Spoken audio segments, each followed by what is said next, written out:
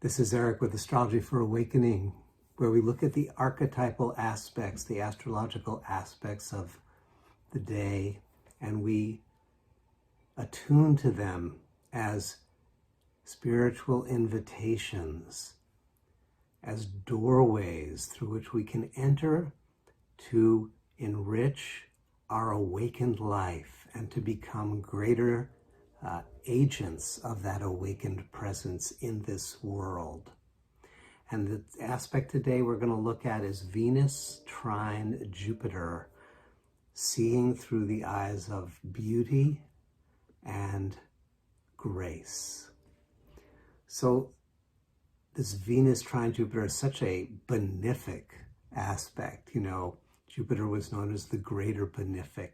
It brings goodness, goodness, goodness. And Venus was known as the lesser benefic, which brings love and beauty and beauty and beauty. So goodness and beauty in a trine, a triangular relationship, 120 relationship, which is a nourishing, expansive, goodness-bearing relationship. This is going to be active in the collective space from about September 5th to 7th of 2021. And it's that opening of a particular frequency of God consciousness that is available at this time. Let's break it down.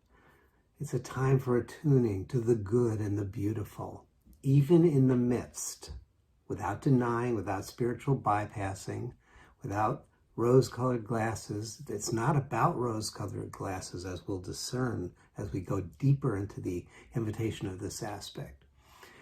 It's not about denying the struggles and the challenges and of the human situation and the ecological situation. No, it's not about denying that at all. It's about tuning into an ever-present invitation to be blessed and to be aware of the blessing that is alive in every moment. So Venus is the energy of beauty, of loving connection, of the aesthetic sense that discovers the wonder in every moment, in the simplest things. And to see the world through the Venusian eyes is to fall in love with the sunlight glistening in a drop of dew on a flower petal.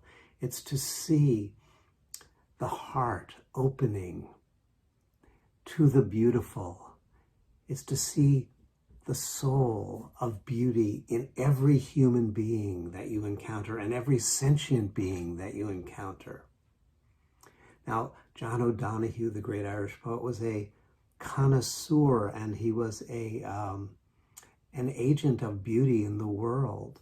And he wrote a book called Beauty, the Invisible Embrace. It's all held together. The whole world is held together in this invisible embrace of Venusian beauty, of love itself. He wrote, "We have often heard that beauty is in the eye of the beholder, and this is usually taken to mean that the sense of beauty is utterly subjective, that there is no accounting for taste, because each person's taste is different."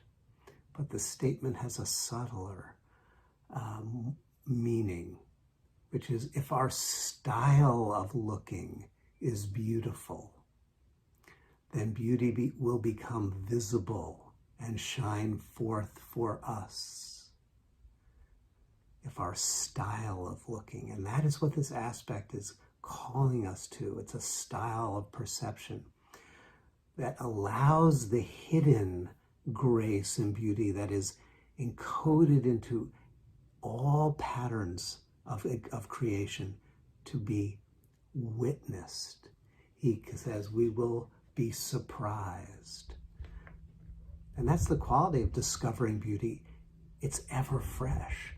We will be surprised, undisguised, to discover beauty in unexpected places where the ungraceful eye would never linger. The conditioned eye is different from the eye of beauty. And Jupiter, let's talk about Jupiter.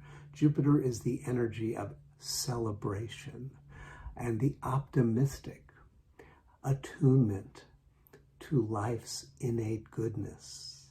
It's a perception, again, it's a perceiving of the way life is endlessly optimizing and unfolding and growing into greater expressions of the good.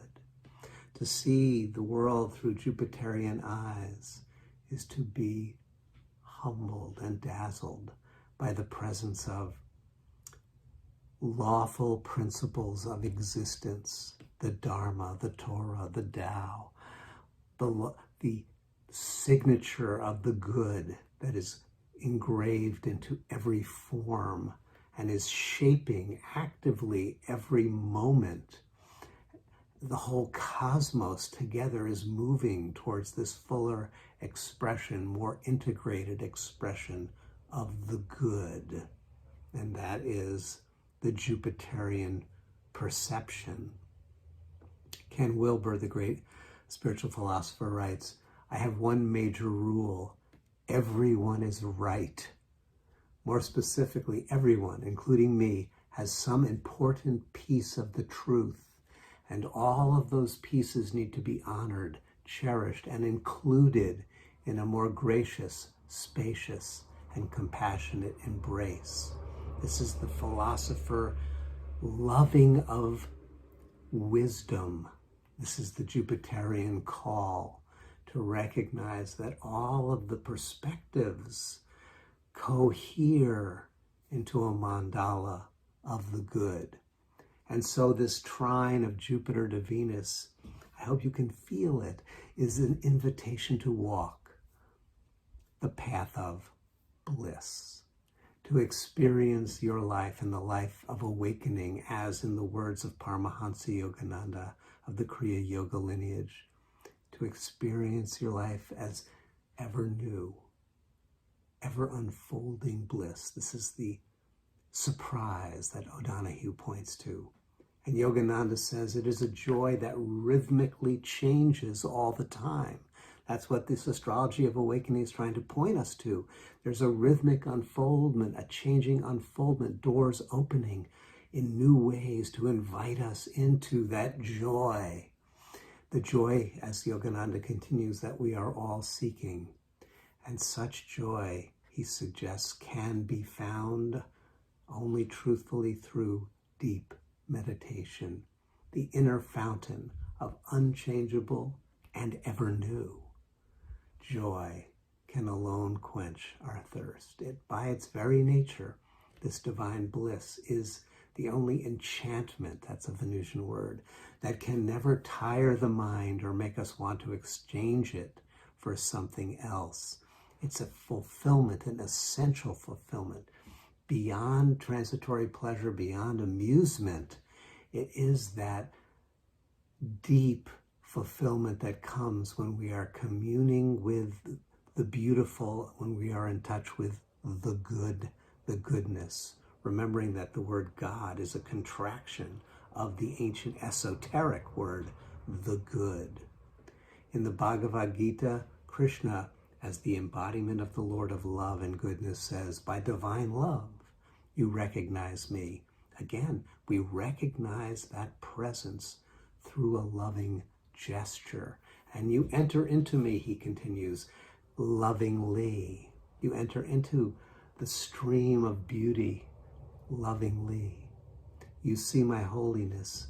You become my friend, knowing I dwell within.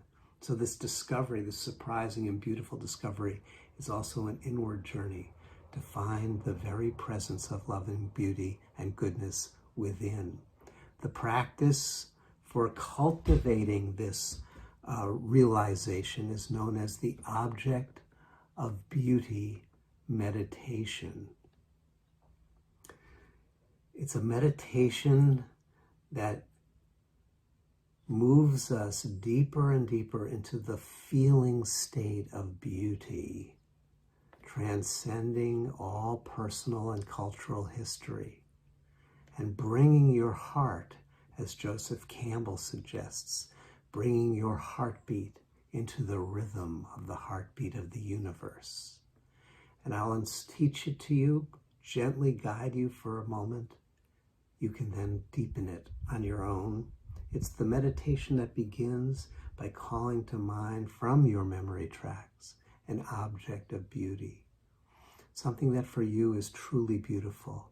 Not that you want to think is beautiful, but that for you opens your heart. It may be a flower. It may be a sunset, a sunrise. It may be a person's smile. It may be a dolphin breaking through the sea. Whatever it is for you, it's that image that you begin with.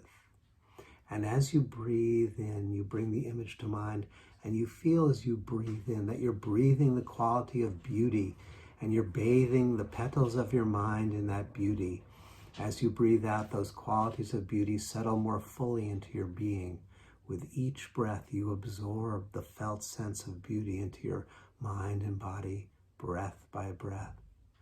And as you do that, you gradually release the fixation on the object, and you attune more and more. You absorb more and more. You bathe more and more in the feeling state of beauty. And every breath becomes the pulse of beauty, nourishing and awakening you.